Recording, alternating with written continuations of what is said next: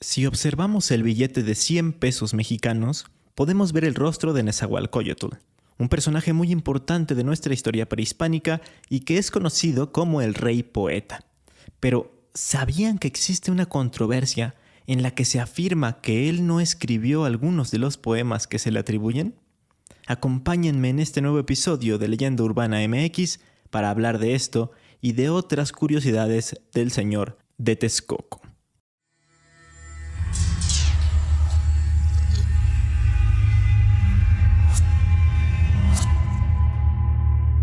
Esto es Leyenda Urbana MX con Ismael Méndez.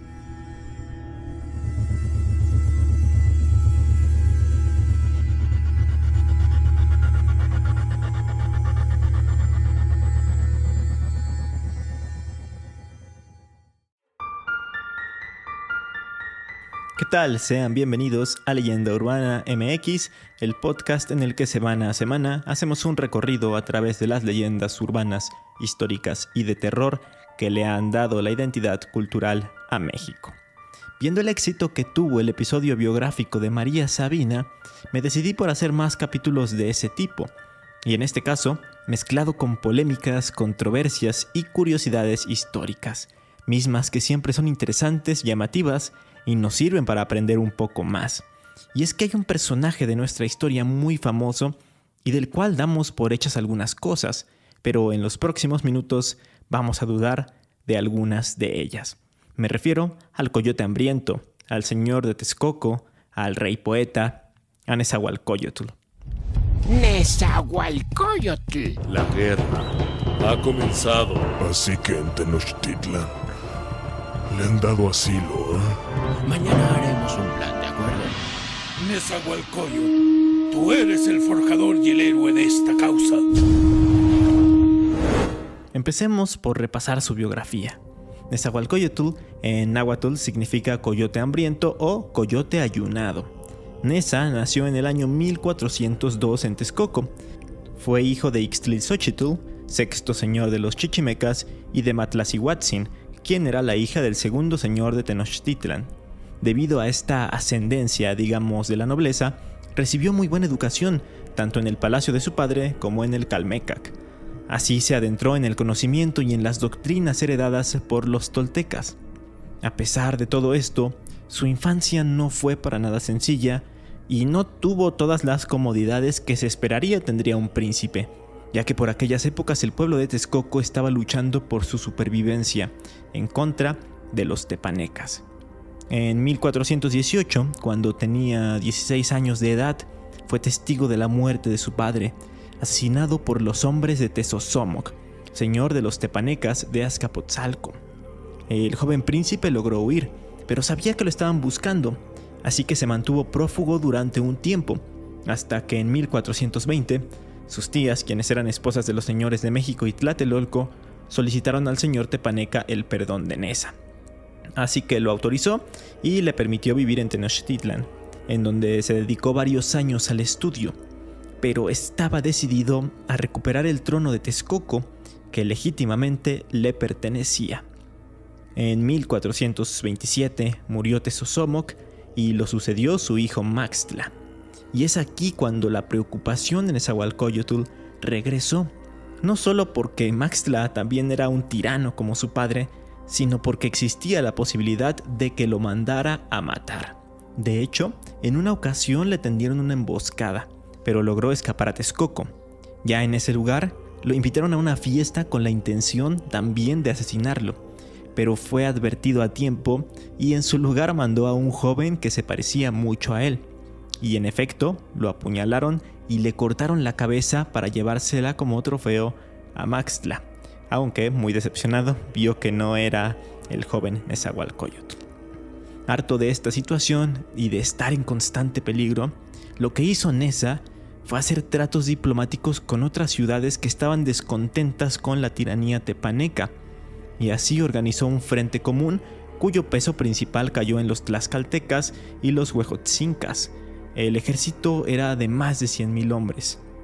Con él logró la conquista de Otumba y Acolman para luego tomar Texcoco. Sin embargo, Los tepanecas sitiaron Tlatelolco y Tenochtitlan, pero lo que no se esperaban es que se estaba planeando una contraofensiva junto con Izcóatl, el tlatoani mexica. De esta forma, el 14 de febrero de 1428, se movilizaron a unos 250,000 hombres hacia Tlatelolco. Un día después, divididos en 3 columnas, lograron romper el sitio y llegaron hasta Azcapotzalco. Izcóatl llegó por agua, por el lago, Moctezuma Ilhuicamina por Tacuba y Tlacaelel por Tlanepantla. Luego de esto, se invirtieron los papeles, pues los tepanecas, que eran unos 300,000, se encerraron y fueron sitiados por 114 días. Ni siquiera los aliados de Maxtla, entre los que estaban los pueblos de Xochimilco, Cuautitlán y Tepoztlán, pudieron salvarlo. Y así, el 6 de junio de ese mismo año, Nezahualcóyotl mató a Maxtla, y con ello se comenzaba a destruir el imperio de Azcapotzalco. Después de este suceso, alrededor del año 1431, se selló un pacto, la famosa Triple Alianza que dominaría el Valle de México, con Nezahualcóyotl como señor de Texcoco, Izcóatl como tlatoani de los mexicas y Totoquihuatzin, señor de Tacuba. Nezahualcóyotl tenía 29 años cuando por fin fue jurado como señor de Texcoco, y desde el primer momento se dedicó a poner orden en la zona.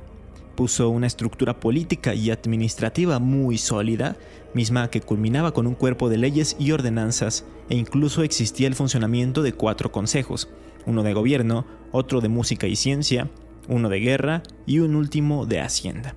Era tan eficiente esta estructura que por allá del año 1524, tras la llegada de los españoles, Fray Toribio de Benavente, mejor conocido como Motolinía, vio con admiración esta organización y registró algo muy curioso, pues dice que los tribunales de justicia texcocanos eran tan respetados que muchos de los casos de Tenochtitlan eran llevados ahí para que se determinaran y se tuviera una sentencia. El caso es que Texcoco se convirtió en un ejemplo a seguir y un modelo para los pueblos del Valle de México por todas las virtudes que tenía. El gobierno de Neza en Texcoco duró 41 años y fue bastante próspero, sobre todo porque él tenía grandes dotes como líder, como guerrero, como constructor, como ingeniero y hasta hombre de cultura, porque estaba muy interesado en el tema. De hecho, fundó instituciones culturales, por así decirlo, además de escuelas y academias conocidas como el Calmecac. Pero no solo hizo cosas para su territorio, sino que también para sus aliados. Y aquí empiezan las curiosidades o los datos que a mí más me gustan y me sorprenden de su persona. En una ocasión, Moctezuma Ilhuicamina, quien ya estaba en el cargo de tlatoani sucediendo a Izcóatl, le pidió un consejo a Neza para evitar que las inundaciones siguieran afectando a Tenochtitlan, y él sugirió hacer una cerca de piedras y madera. O sea, básicamente le dijo que hiciera un dique, mismo que fue realizado y funcionó a la perfección. Otra de las cosas que hizo fue un acueducto para abastecer de agua al Valle de México, mismo que sustituyó a uno mal logrado que se había intentado construir años antes, en 1381. Y mi favorita, ojo al dato, él fue, según la leyenda, quien le dio forma al bosque de Chapultepec, plantando muchos de los ahuehuetes que lo conforman. De hecho, en la primera sección del bosque, cerca de la fuente de la templanza, están los restos de un ahuehuete monumental, realmente grande, gigantesco. Y en la placa que tiene, se puede leer lo siguiente. Al famoso poeta Nezahualcóyotl se le atribuye la planeación de sembrar ahuehuetes a lo largo de una calzada en el bosque de Chapultepec, a petición de Moctezuma I, a la que hoy conocemos como la Calzada del Emperador, así como este famoso ahuehuete conocido como el Sargento o Centinela, apodado así por los cadetes del Colegio Militar. Sobrevivió hasta mediados del siglo XX. Es una de las especies de árboles más longevas. Son fuertes y resistentes, inmunes a las plagas y la enfermedad. Puede llegar a medir hasta 40 metros de alto. Además, es endémico de México. Como podemos darnos cuenta, el coyote hambriento era un tipo sumamente inteligente y multifacético. Hasta incursionó en el tema de la poesía. De ahí su sobrenombre, el Rey Poeta. Pero aquí es donde surge una polémica muy curiosa.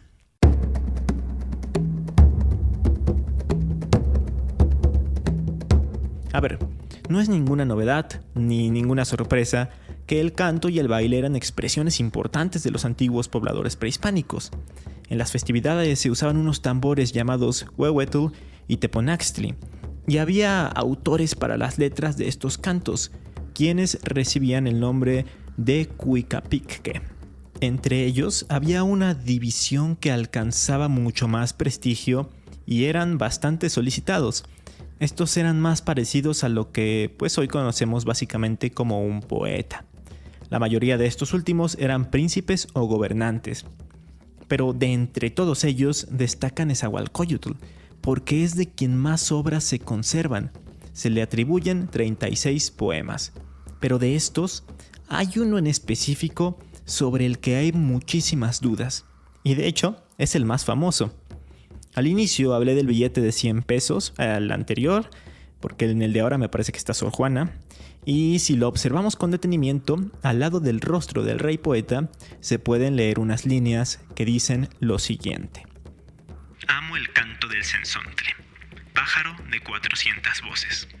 Amo el color del jade y el enervante perfume de las flores, pero amo más a mi hermano, el hombre. Justo este poema, conocido tal cual como el cenzontle, es el que se dice que no le pertenece, que nunca lo escribió. En este momento me siento como Lisa en el capítulo Lisa la iconoclasta de la 6ª temporada de Los Simpsons, me parece, en el que Springfield organiza una fiesta por el bicentenario de la fundación de la ciudad y van a hacerle un homenaje a Jeremías Springfield, pero ella descubre que en realidad él fue un pirata y un criminal y empieza como que a darlo a conocer al pueblo. En este caso no es algo tan extremo, pero vamos a hablar del por qué se cree esto y quiénes son los investigadores que han llegado a esta conclusión. En primera, y quien más se ha adentrado en el caso, está Patrick Johansson. Él es experto en lengua náhuatl, es miembro del Instituto de Investigaciones Históricas de la UNAM y ha publicado un sinfín de artículos y libros relacionados con esta lengua, como El español y el náhuatl, encuentro entre dos mundos, o La palabra florida de los aztecas. En fin, este hombre afirma que el poema es de origen incierto. Para probar que no es de Nezahualcóyotl, analizó cuestiones lingüísticas y aspectos discursivos e ideológicos de la versión en náhuatl. Después relacionó una a una las inconsistencias del texto, llegando a descubrir que son ajenas por completo al estilo y al lenguaje poético que utilizaba el Coyote Hambriento. Va un ejemplo. La expresión verbal Nictlazotla, que significa yo amo y que es muy común en el náhuatl de hoy en día, no aparece como tal en textos antiguos. Los antiguos mexicanos empleaban formas metafóricas para expresar el amor y la admiración que tenían por algo o por alguien. Además de que el amor al prójimo es una idea más que nada cristiana que no corresponde a la epísteme indígena prehispánica. Esto refiriéndose al último verso del poema. Y así, desde su punto de vista, y sobre todo desde su experiencia y sus estudios, dice que son muy notorias las diferencias lingüísticas y gramaticales entre el náhuatl antiguo y el náhuatl moderno, por lo que confirma que ese texto en particular es apócrifo. Por otro lado, José Luis Martínez, importante diplomático, académico y ensayista mexicano, publicó en el año 1972, para conmemorar los 500 años de la muerte de Neza, un libro llamado Nezahualcóyotl, Vida y Obra, que es uno de los textos biográficos mayor referenciados sobre él. Y lo curioso del caso es que en ninguna parte de dicha publicación menciona o recoge las líneas de ese poema, del cenzontle. Todo parece indicar que ese texto fue escrito mucho después de la muerte de Neza, y de hecho hasta después de la conquista, porque se mezclan elementos europeos y mesoamericanos. De hecho, se sabe que empezó a popularizarlo Salvador Novo y que su difusión fue mayor al incluirse en los libros de texto gratuitos de la Secretaría de Educación Pública, de la SEP. Muchos de los que me escuchan pues están en el rango de entre 23 a 45, entonces pues seguramente recordarán este texto en sus libros de texto de cuando iban en la primaria. Hay un artículo también llamado El falso Nezahualcóyotl, escrito por Juan Domingo Argüelles, poeta, ensayista y crítico literario, que fue publicado en el periódico La Jornada en octubre de 2013. En él, el autor empieza a cuestionarse cómo es que el Banco de México utilizó un poema apócrifo para imprimirse en el billete y no utilizó alguno de los otros que él mismo alaba y enaltece. Para cerrar su texto, Argüelles lanza un párrafo bastante crítico y fuerte que dice: El Cenzontle no me parece un poema hermoso, sino tramposo, retórico, afectado y lleno de clichés. Su estética es priista, por lo convenenciera y demagógica. Es un texto de político más que de poeta. Es un discurso oportunista más que un poema. Y aunque Nezahualcóyotl fue gobernante, queda claro, a partir de su obra poética auténtica, que nunca cultivó la demagogia. Y es que sí hay textos de Nezahualcóyotl mucho mejores o con más sustancia y sentido poético que el Cenzontle. Por ejemplo, a mí me gusta uno llamado ¿A dónde iremos?, que dice así: ¿A dónde iremos? ¿Donde la muerte no existe? Mas, por eso viviré llorando, que tu corazón se enderece. Aquí nadie vivirá por siempre. Aún los príncipes a morir vinieron. Los bultos funerarios se queman. Que tu corazón se enderece. Aquí nadie vivirá para siempre. Que de hecho me recuerda mucho al epitafio de Seikilos, que es la canción más antigua de la que se tiene registro y que fue encontrada en una tumba griega y que también habla de la muerte, mencionando cosas como: mientras vivas, brilla, no sufras por nada en absoluto. La vida es corta y el tiempo exige su tributo.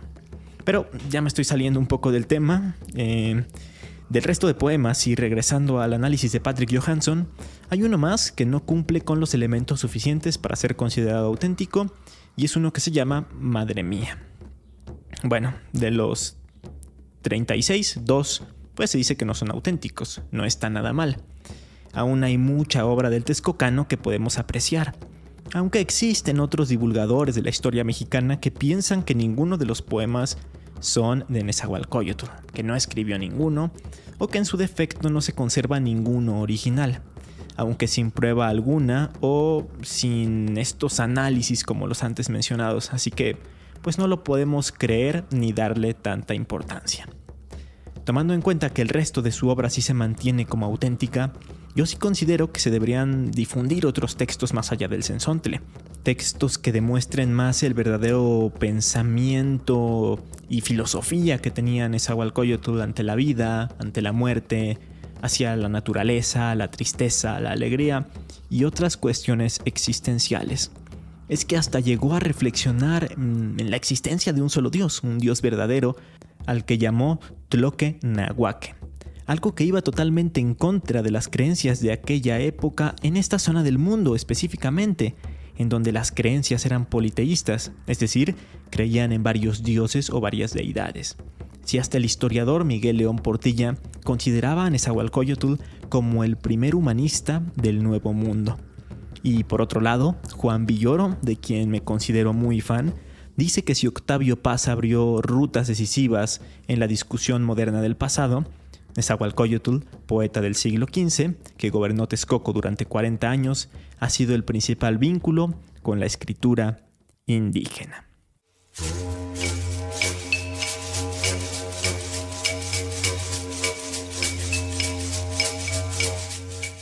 Pero bueno, una vez mencionada esta interesante discusión y cerrando ya el paréntesis en el que hablamos sobre su poesía, volvamos con su biografía para conocer cómo es que fueron sus últimos años de vida y hacer un recuento de sus logros. Mató por su mano a 12 reyes, incluyendo a Maxtla de Azcapotzalco, como ya lo conté durante el capítulo. Participó en más de 30 batallas y en ninguna fue herido ni vencido. Se dice que tuvo 119 hijos, de los cuales a 43 de ellos los llegó a nombrar como generales y a uno más lo mandó matar por soberbio y belicioso. Fue señor de Texcoco por más de 40 años y en 1472, a la edad de 70 años, murió, dejando un gran legado, y subió al trono su hijo Nezahualpili, quien gobernó la ciudad siguiendo los pasos de su padre hasta el año 1516. Por todo esto es que ha trascendido en la historia, y por todo esto también es que en la actualidad su figura es legendaria. Existe un municipio del Estado de México que lleva su nombre, Ciudad Nezahualcóyotl, y hay multitud de estatuas y monumentos en su honor. Hasta en España, en Cáceres, tienen una estatua de él. ¿Ustedes qué piensan acerca del rey poeta? ¿Cómo les cayó este dato de la peleada atribución de su supuesto poema más famoso? ¿Conocían toda su biografía y las cosas que hizo? Háganmelo saber en los comentarios o a través de redes sociales. Me pueden encontrar como Leyenda Urbana MX, tanto en Facebook como en Instagram, y ahora también en TikTok, aunque apenas le estoy agarrando la onda a este último. Por lo pronto, vamos con algunas recomendaciones.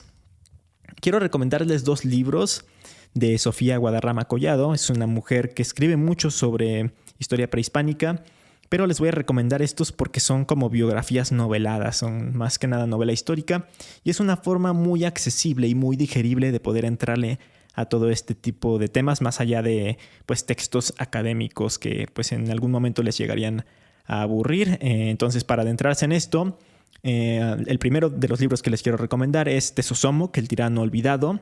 Aquí pues porque, pues como les decía, los primeros años de vida de Neza pues estuvieron relacionados con este personaje. Y también tiene un libro justamente sobre Nezahualcóyotl que se llama El despertar del coyote.